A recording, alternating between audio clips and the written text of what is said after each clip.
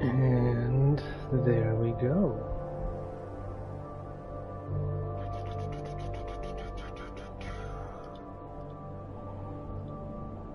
All right.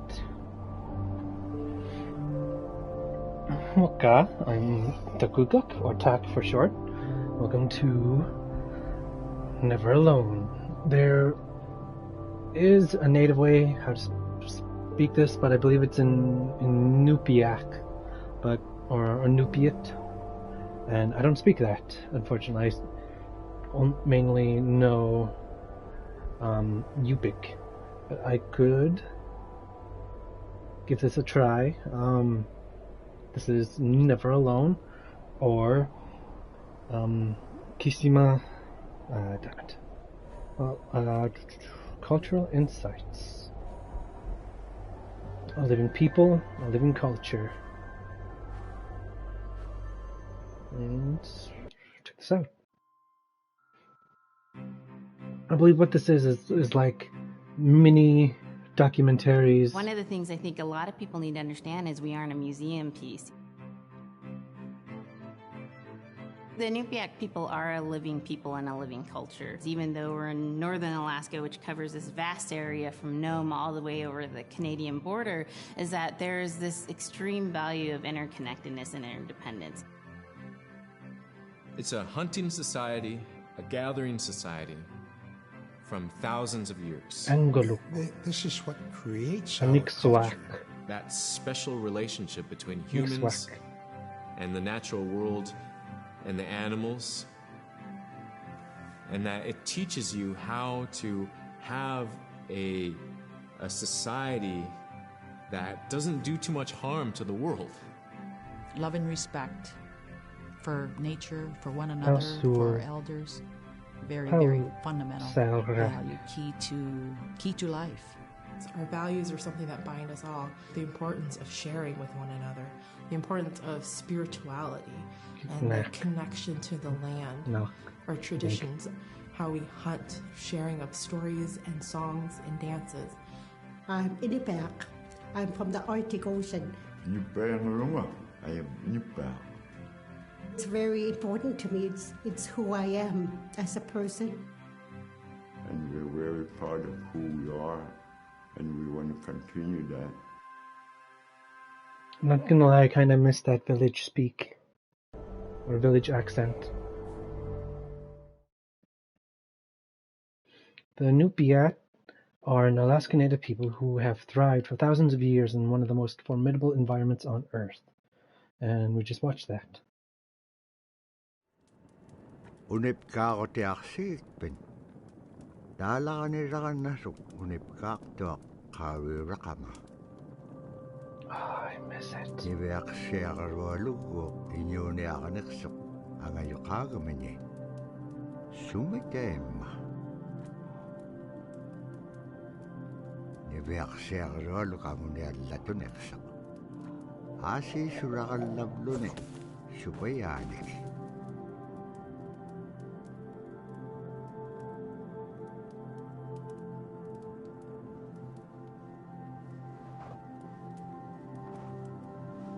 I rarely get to hear natives speak very often, so hearing it is quite nostalgic. Inyuniahuting anuqqautigais. Anuhulingailliaqsuq.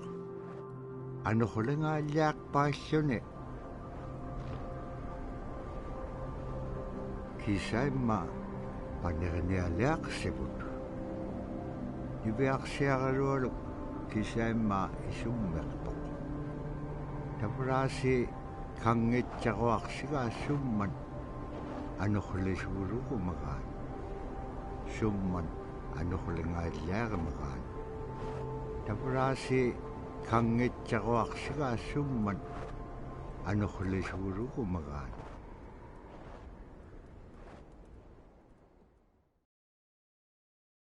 Scrimshaw. I believe what they... So Scrimshaw is this really beautiful method of art that's done either on baleen or ivory, and traditionally it was used to tell stories. Each etching is telling a story of some event. Caribou hunting was taking place. This is what was going on. War began around this time, and so it sort of gives you a timeline of history through etching. An elder or the person who carved it would literally be able to read the Scrimshaw story. They're like reading a book, in a way. A lot of the storytelling traditions would be things that after the storytelling was done, we'd just rely on the next person telling it. And so Scrimshaw is a very important way for Alaskan Native people to record their history.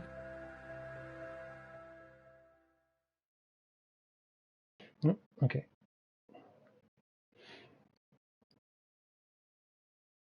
Next. Yeah, Baleen is like the stuff that is connected to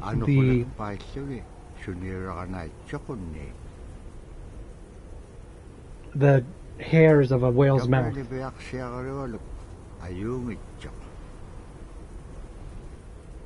guess you can kind of consider it like whale teeth, quote unquote teeth.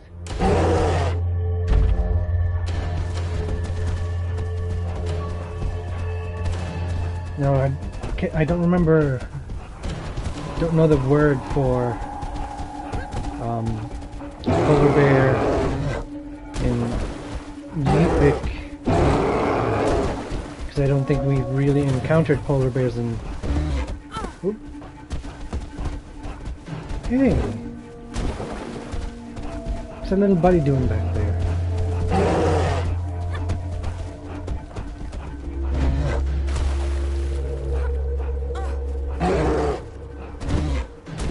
And that's one of the big reasons why I like this game, is that it's narrated by an actual Inupiaq elder.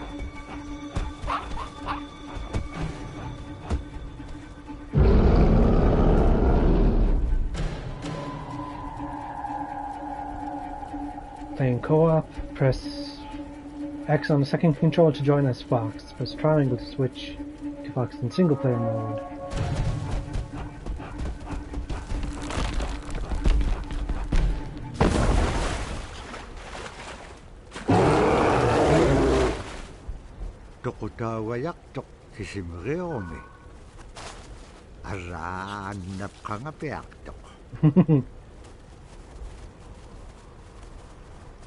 Cute.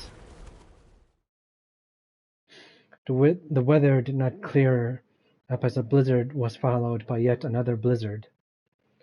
Robert Cleven, Nesruk.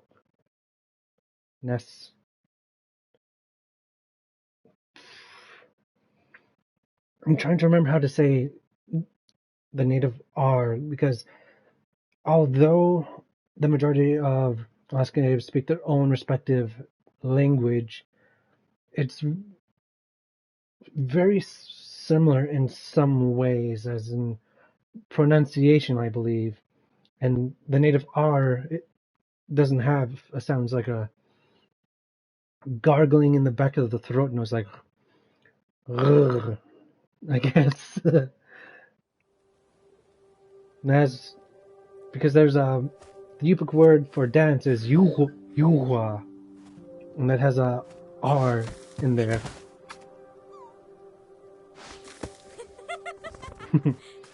And if I'm remembering correctly, this video game was made, as you saw, with interviews of Inupiaq people. And watch Arctic Fox.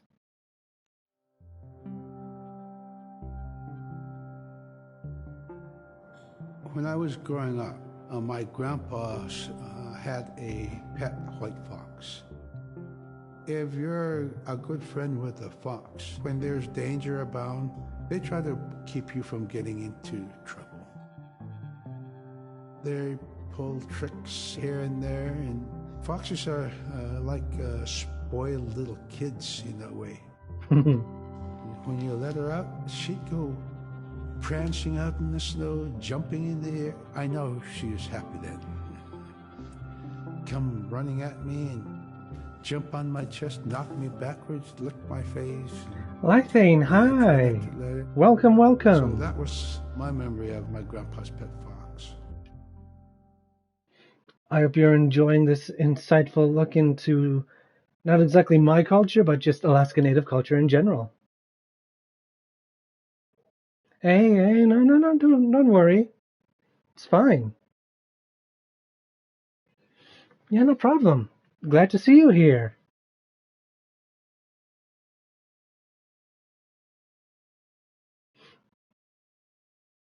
Hope you like my chat overlay. It was an interesting idea. I'm not sure if you can see it. You might have to enable overlay experts to see it.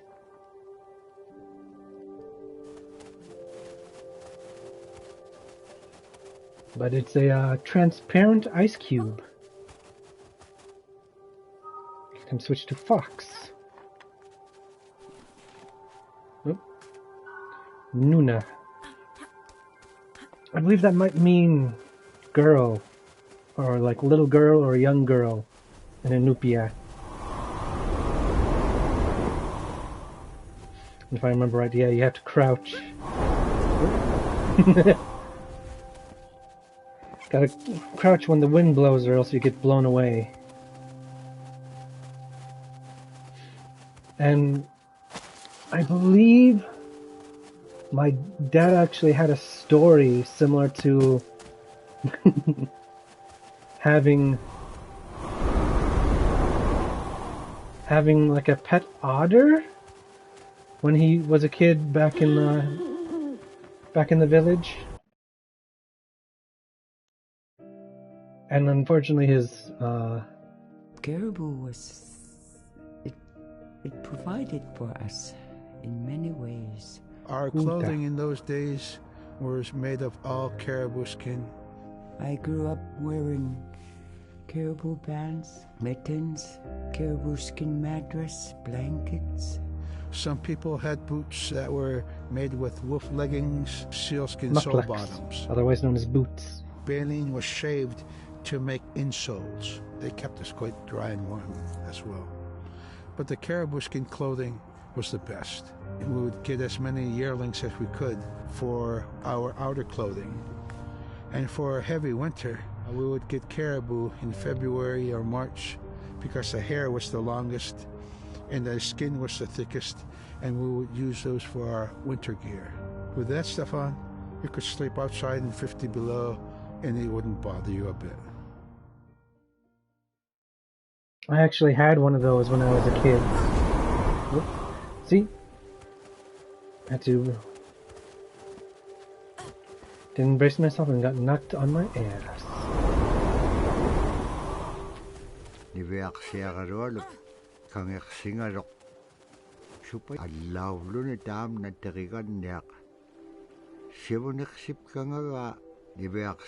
I accidentally skipped some dialogue.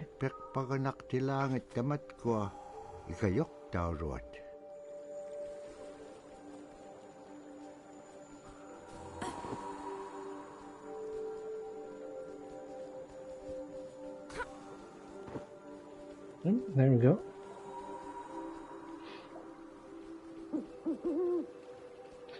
Okay, so Sila has a soul. Or is it a Sila? Probably.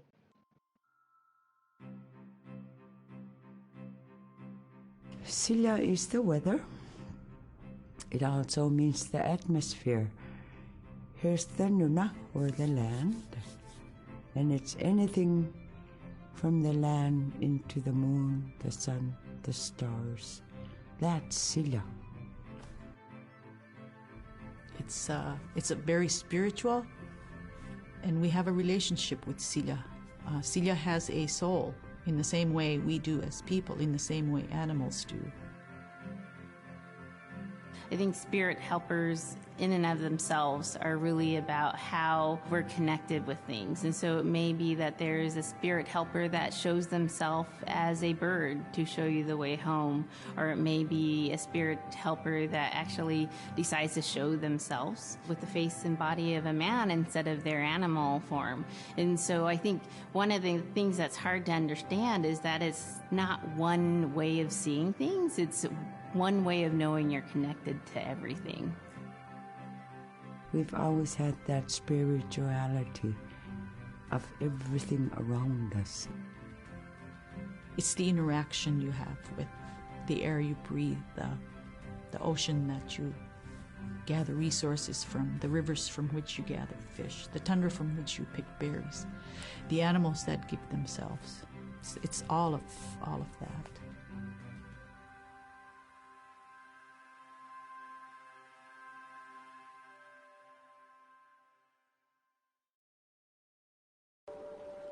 Okay, so Sila is everything that's not everything air-like that's... Oh, there we go.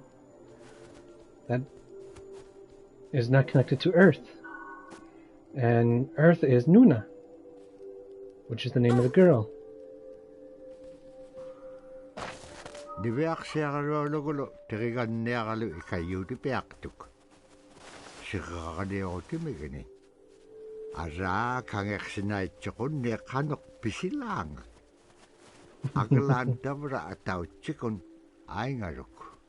Adaugic.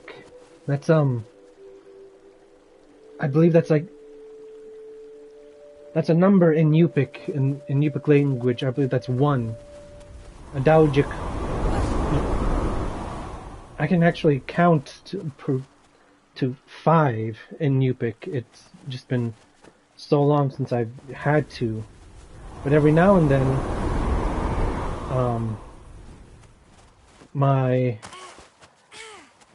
one of my mom's counts in Yupik just to like help keep it fresh, and it's Adaugic,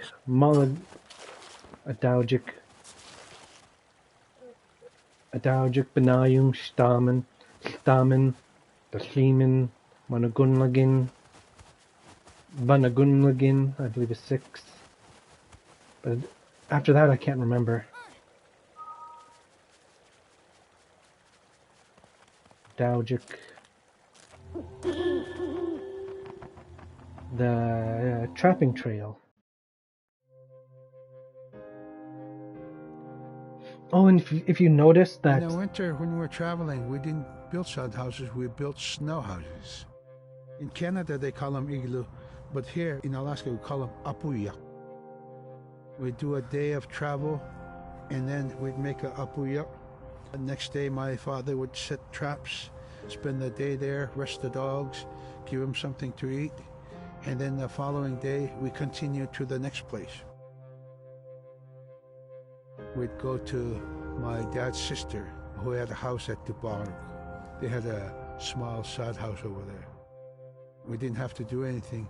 We just visit with them, and my dad and his sister were glad to see each other, and they'd talk away while us kids played outside or go to sleep. By the time we get back to our home, my father would leave us with our aunt or with my grandmother, and then he'd start on his trips and go check his trap line. We were not into 8 to 5 kind of time, you know. We're in a total different kind. We're in ecological time.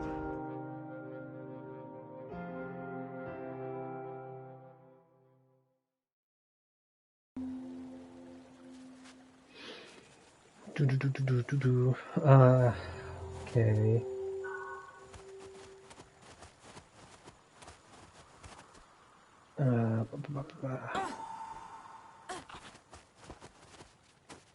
Okay, nope. He's just there for show. So, on my first major hunting trip, my dad, one of his trooper friends, me, one of my friends came along. We were going mountain sheep hunting or Dall sheep hunting. Basically the sheep that butt each other's heads in Brother Bear and say, "What are you looking at?" Or, "No, you shut up," and you start being dumb and yelling at their echo. We were hunting those, and we reached the mountain, and it was getting late, so we stopped, had dinner. We had mountain house, basically, which was equivalent to like military MREs. You just boil some water, put it in, and it would heat up. And occasionally, if it's been a boring day and just to boost morale or just to make the day a bit better, we'd have like blueberry parfait, mountain house, or even, I don't know. But we found a relatively decent sized opening of some trees, and what we did, I hope I'm remembering this right, is that we broke off some branches and kind of made a little circle around our campsite, so that to kind of give us a bit of camouflage from predators, and because I believe my dad and his friends saw bear scats relatively about a few yards away from where we decided to camp. And during the night, it lightly snowed on us. Not a whole lot, just like a centimeter or so, just to lightly powder the area. But around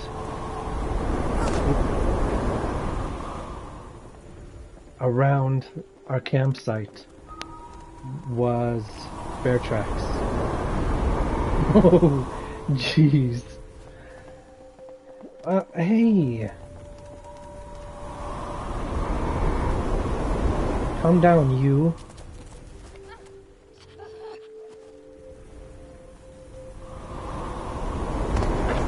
Stop moving forward. Like, what was... Is it just like the automatic tether or something? Jeez. Okay, gotta be careful because who knows, it might blow. Nope. Okay. Uh-oh.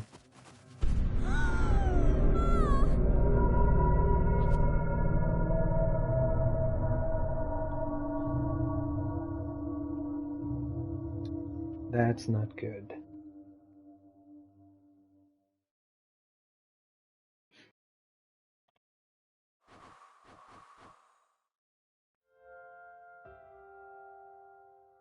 It'd be really nice to hear a story. It'd be busy, busy, busy all through the day. You get up and you just go right to work, right to work. There was always something to do. There was never any idle time. The only idle time we had was after we eat and before we go to bed. One of the older people would just be relaxing, laying down there and saying, it'd be really nice to hear a story. And then just organically, someone would just start telling a story. Storytelling for the Inupiaq people is very important because it not only created that sense of community, but is a way to pass on wisdom to the next generation. It was like TV, It was just like, it was as good as any movie you've ever seen. And the storyteller told it so clearly that it was just as powerful as any of the greatest movie blockbusters you've ever seen. There was a reason behind the stories that we were told because they held traditional knowledge. They held things that we might need to know in life, whether it was about how to find food or how to survive, or it was about well-being and the importance of connecting with people and being a good member of the community. We all do stories. We all live in stories. We all tell stories to our friends. And they need to be told. They need to be heard.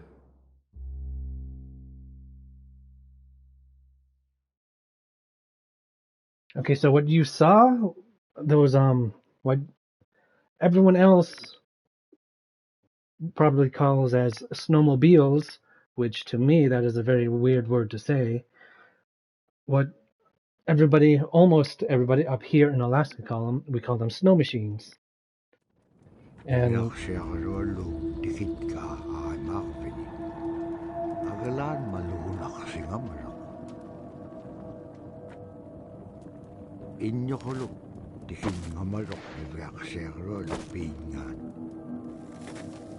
Iba halak simarok sumitema.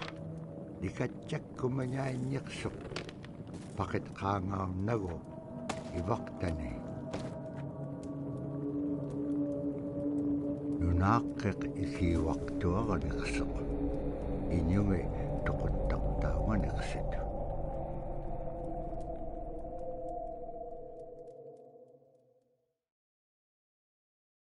It is said that with each gust of wind, the powdery snow blew in every direction. And also that elderly woman with the with the purple, actually light pinkish gusbuck or Niverksiarolo upperingit ka tautuktani. Tautukunak tuak sunapayak.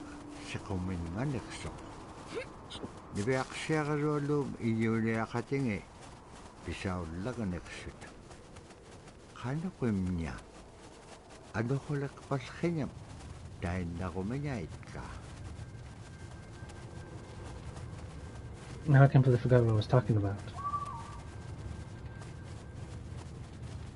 Tama nga ikumawak tomin. Kakarakpam inyo liptakto. Sumalagula kami. Niverksiarolo pichinyangani. Agalan kakarak paskinyat sa gabing aityut. Chunox. Imenyawrit sa gabing sa mga nunamin. Pagkaruhutin nunakimin.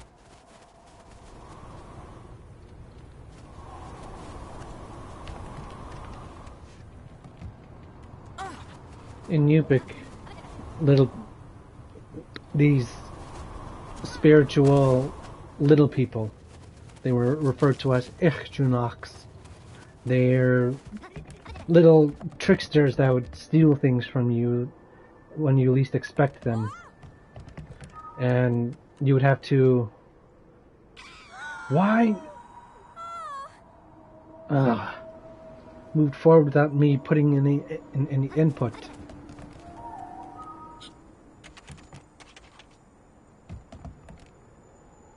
There we go.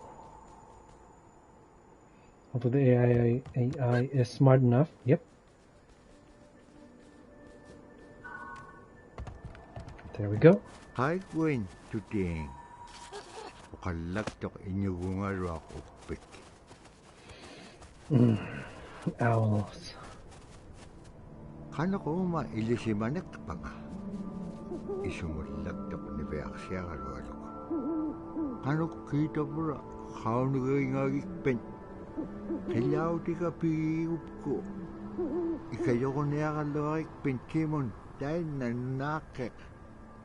Sa bakit ilanga?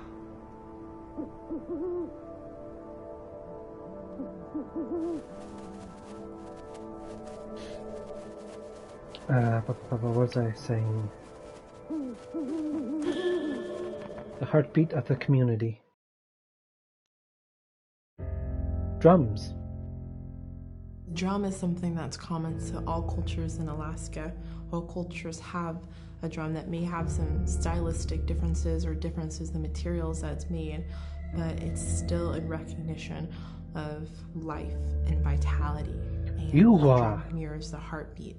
And when you continue drumming soon, it will be in line with your heartbeat, because that's what it's supposed to be, the heartbeat of the community, and it symbolizes vitality.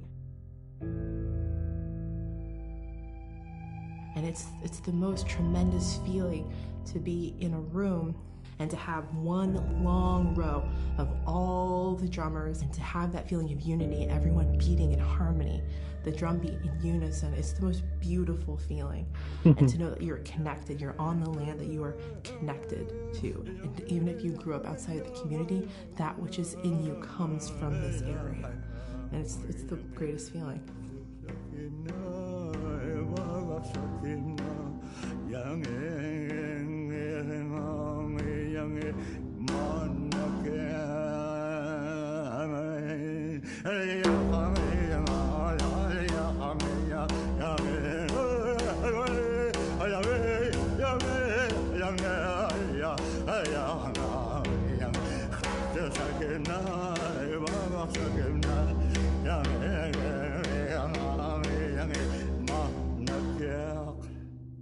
Man, I went at it and look what happens. He broke his drumming stick.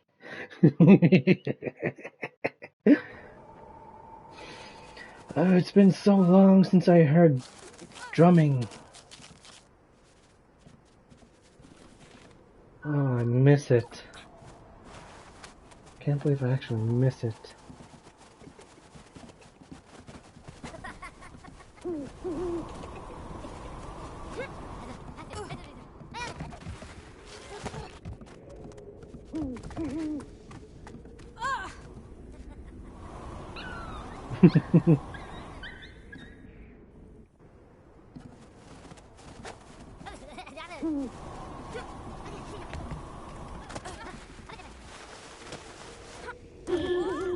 Little people.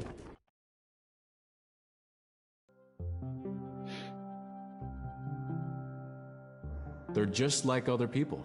They just happen to be very small and extremely strong. These are stories that are common throughout Alaska. It's normally that people are in a size from your elbow to the tips of your fingers, and they possess superhuman strength. So they may be tiny, but they can carry a whole caribou. And if you go up north and you talk to a number of the people in the community, they'll talk about having seen the little people. There's a place at home that we know, but we don't profess it to anybody. But it's not like the boogeyman. They can be mischievous, they can be ornery, or they can be helpers. And every now and then, we might have the opportunity to see them, especially if they want us to see them. The fact that it's across Alaska really tells you something about our history and how we interacted with nature around us.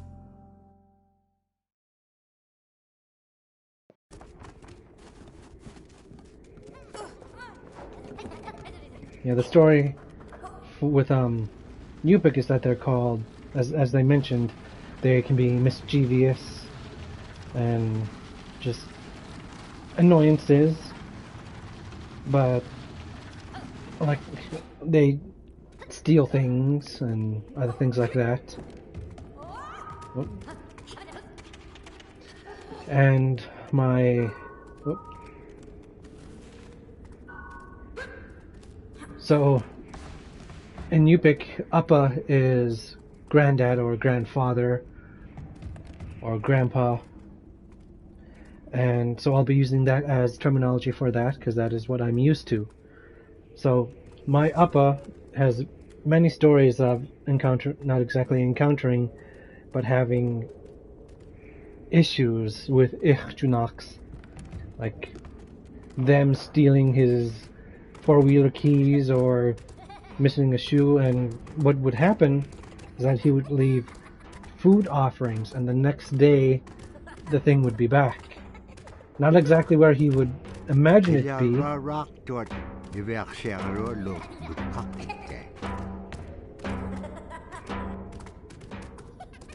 Asi ani bliting suna Itukto sa ulo ko magaan. Gotta run.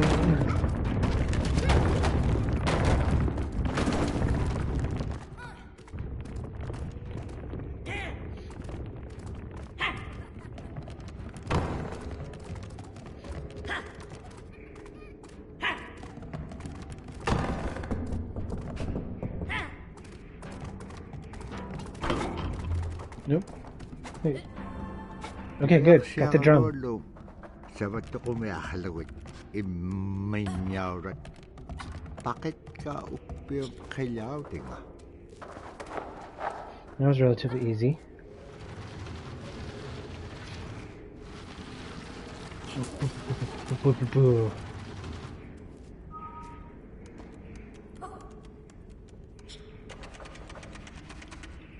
Oop. Come on. Get up there. Control a little better and I'd be happy.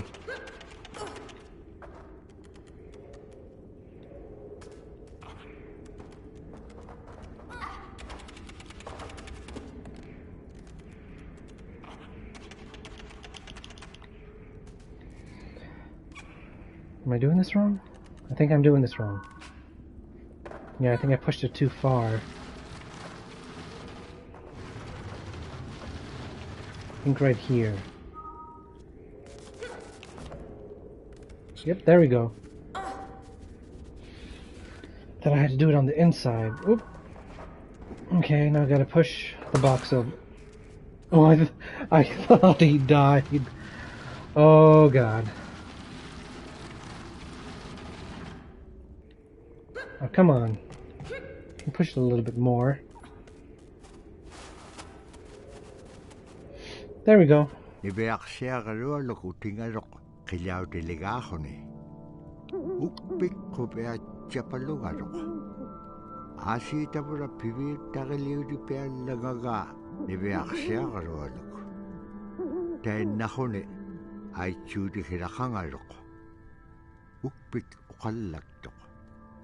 Uvaw na kao naging-agiga, iligin nun pikit ko vlugo.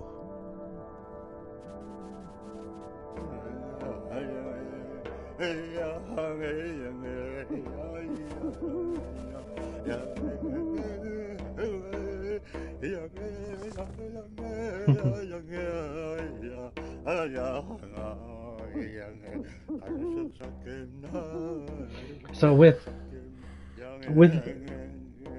dance, as you saw from what I know is that men wear like dance gloves, and they are relatively fancy compared to normal gloves, and the women would have these beautiful looking fans, either made out of wood or bone, and they'd have feathers on stuck in it, and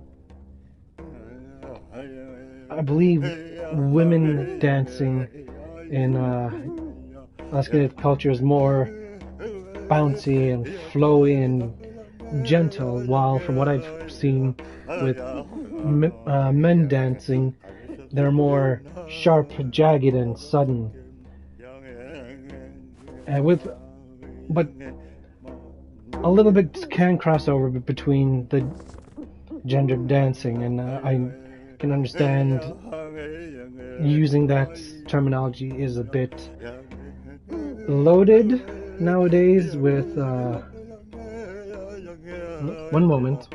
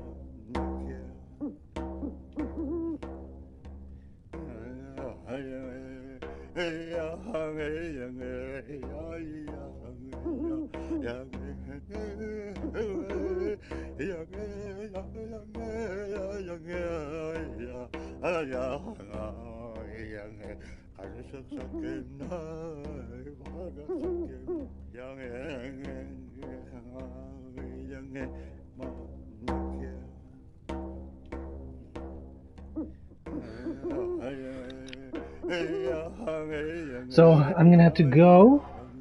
The honey wants me to pick her up. I might continue off where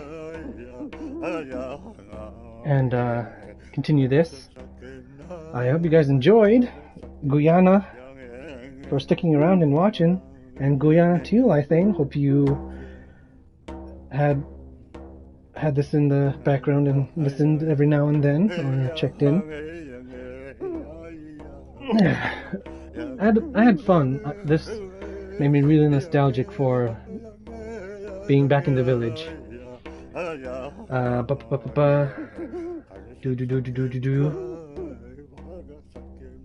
Oh.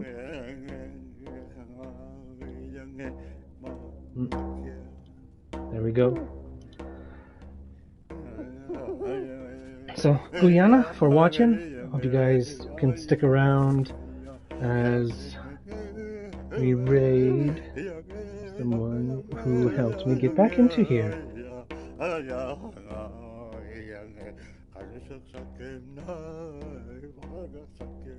Is he not on anymore?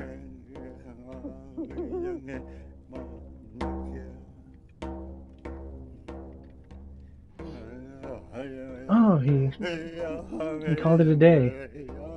Oh well.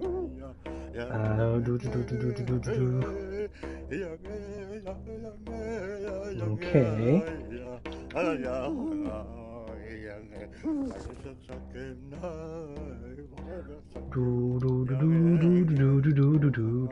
One moment.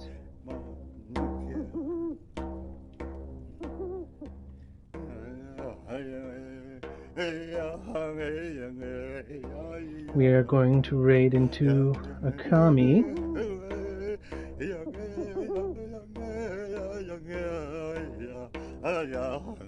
I've been following her since.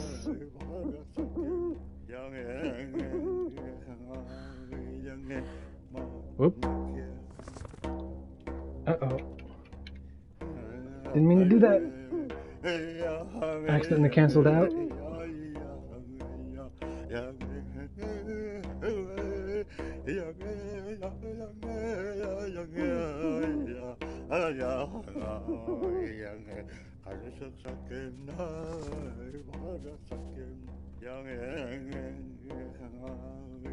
Wait, what's that? Sorry, I'm new to this.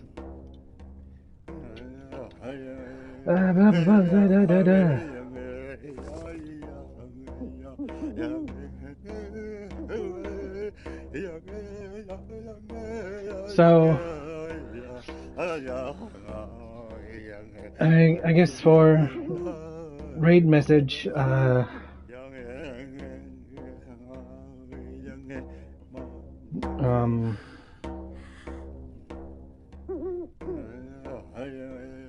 let's go with, I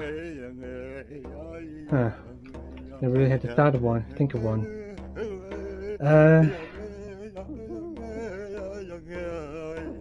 Let's go with,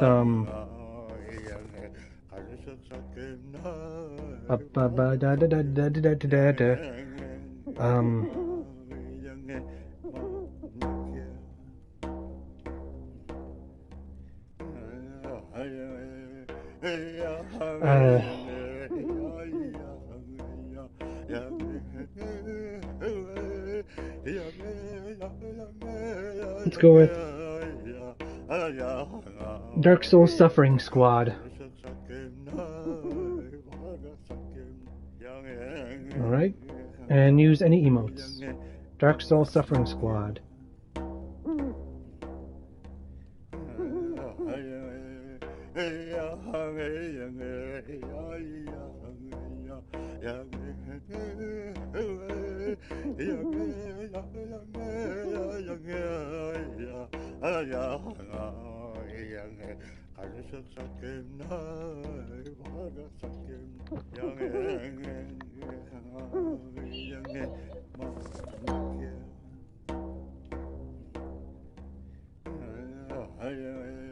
Hey,